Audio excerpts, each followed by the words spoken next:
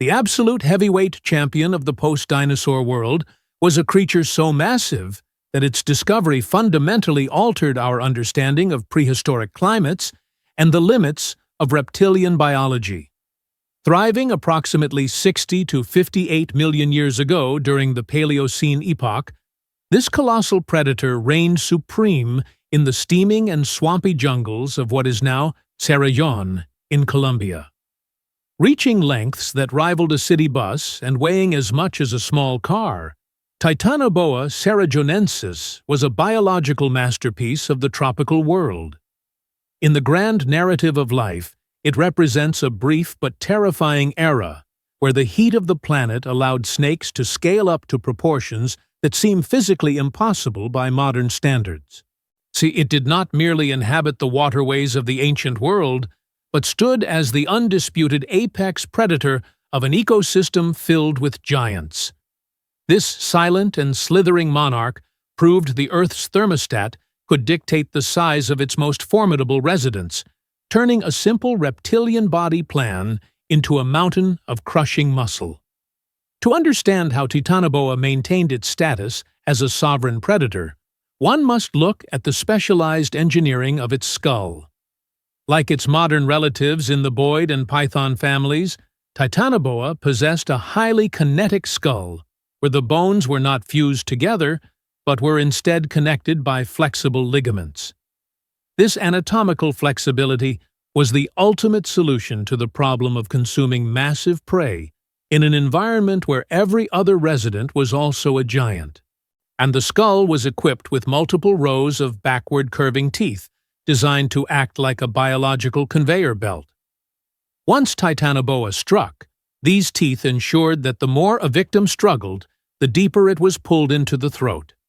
Because the lower jaws were not joined in the middle, the snake could walk its head over its prey, expanding its throat to a degree that allowed it to swallow massive turtles and crocodiles whole. For a predator of this scale, the skull had to be both lightweight and incredibly strong to handle the stress of a struggling victim that could weigh hundreds of kilograms.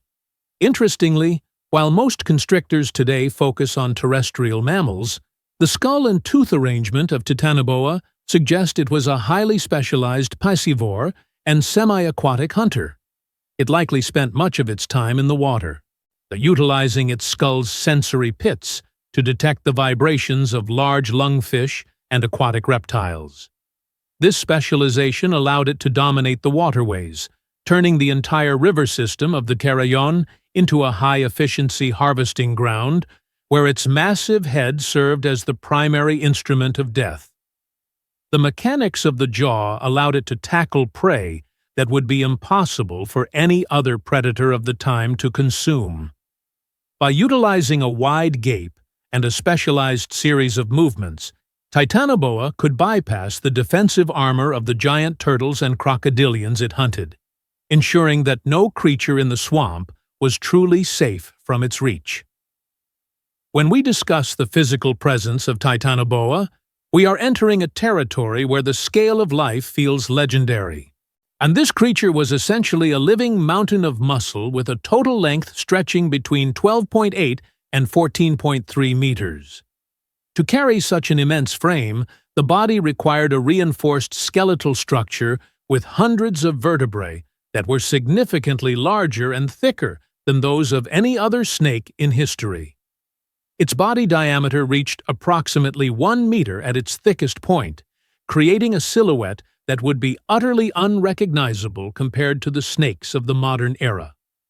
The total weight of this titan fell between 1,135 and 1,250 kilograms, making it heavy enough to crush the life out of almost any living thing.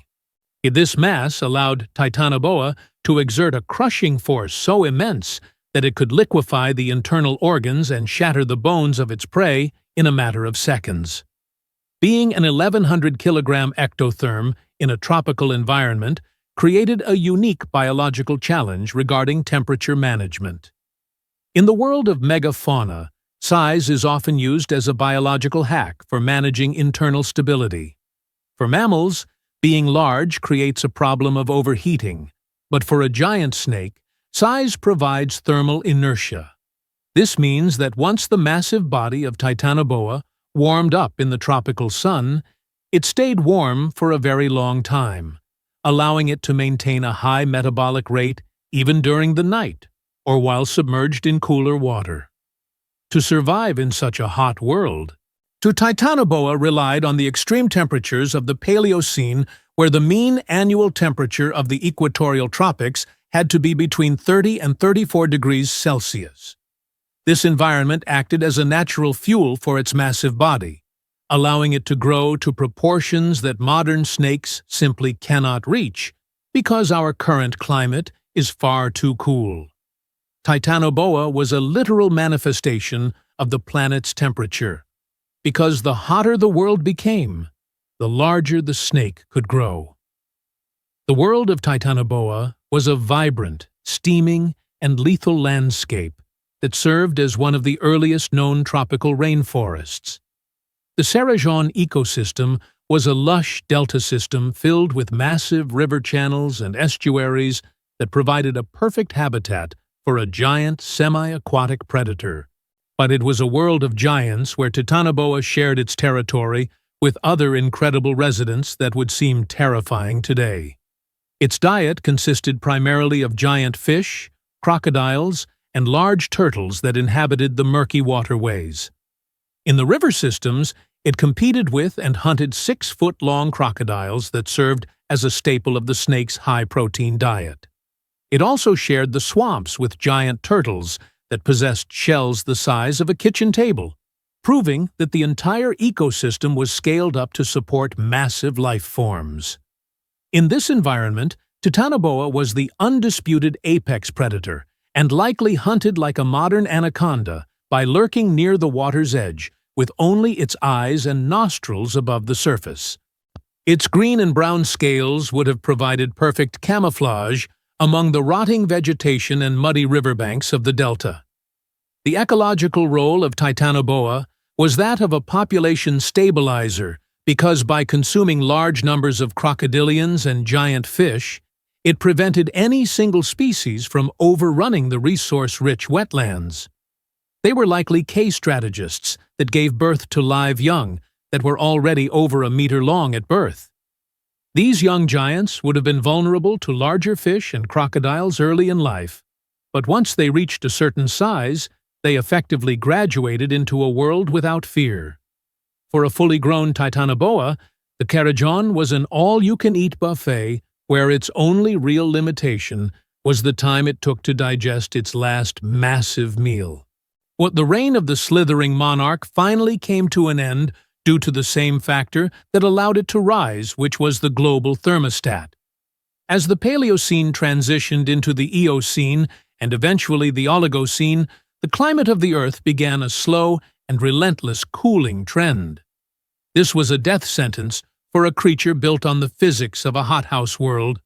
As temperatures dropped, the metabolic cost of maintaining a 1,200-kilogram reptilian body became impossible to meet.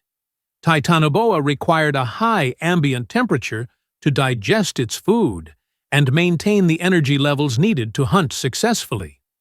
When the mean annual temperature fell below the critical threshold, the efficiency of the snake plummeted until it could no longer sustain its mass or move quickly enough to compete with smaller and more agile predators. The shifting climate also changed the very structure of the Cerrejón ecosystem as the massive river systems began to dry or change course, and the dense tropical canopy fragmented. The giant crocodiles and turtles that Titanoboa relied on for food either migrated or evolved into smaller forms that provided less nutritional value per kill. Like many other giant specialists in history, Titanoboa was built for a very specific set of conditions, including extreme heat and massive aquatic prey. When those conditions vanished, the largest snake to ever crawl the earth vanished with them, leaving the tropical waterways to the smaller and more adaptable descendants we see today. The cooling of the planet effectively shrunk the limits of reptilian growth, closing the door on the era of the slithering giants. Titanoboa remains a masterpiece of biological adaptation, and a sobering reminder of how much the climate of our planet dictates the form of life. From its kinetic skull designed to swallow crocodiles to its massive body that utilized the heat of a greenhouse world, it stands as a testament to the power of the Paleocene tropics. It reminds us that the history of life is not a straight line, but a series of cycles driven by the environment. Every time a new vertebra is unearthed in a Colombian coal mine, we learn a little more about the limits of biology and the incredible diversity that emerges when the Earth turns up the heat. This giant is a biological benchmark that proves, under the right conditions, the slithering form can scale up to rival the weight of a titan. The legacy of Titanoboa lives on in the study of paleoclimatology, serving as a silent and fossilized witness to an era when the jungles were deeper and a single snake ruled an entire continent with a silent and crushing power.